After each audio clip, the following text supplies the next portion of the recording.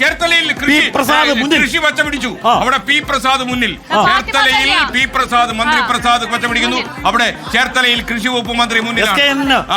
വേങ്ങരയിൽ K M Shaji മുന്നിൽ, മങ്കടയിൽ അലി മുന്നിൽ, Eranad P K Basheer മുന്നിൽ, കൊണ്ടോട്ടിയിൽ അഷ്റഫ് അലി മുന്നിൽ, പെരിന്തൽമണ്ണയിൽ നജീബ് മുന്നിൽ, നിലമ്പൂർ ആരാണ് ഷൗക്കത്ത്, വണ്ടൂർ എ പി അനിൽകുമാർ, മലപ്പുറത്ത് പി കെ കുഞ്ഞാലിക്കുട്ടി 1100 വോട്ടിന് മുന്നിൽ.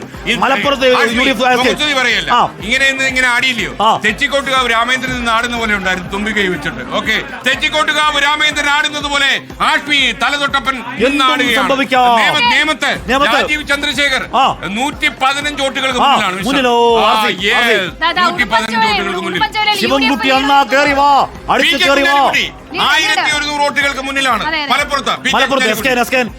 ഈ തെരഞ്ഞെടുപ്പിൽ ഏറ്റവും അധികം ഭൂരിപക്ഷം കിട്ടുന്ന സ്ഥാനാർത്ഥി ഒരു പക്ഷേ കുഞ്ഞാലിക്കുട്ടിയാവും. ഉറപ്പ്. 56,000 മുകളിലേക്ക് പോകുന്നതാണ്.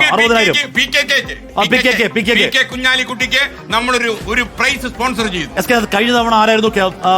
മറ്റൊരു കെ കെ ശൈലജിത്തായിരുന്നു. കുഞ്ഞാലിക്കുട്ടി ആകുമെന്നാണ് പൊതുവെ നോക്കാം. പൊതുവെ സംസാരം.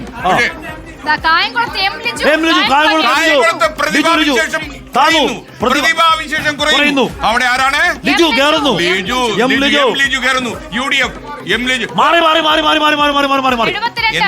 എന്തോ മാറി.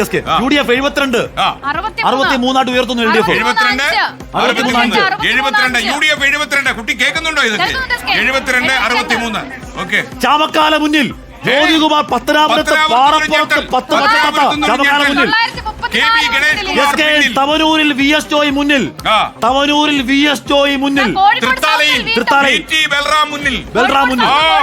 പേരാവൂരിൽ സണ്ണി ജോസഫ്. സണ്ണി ജോസഫ്.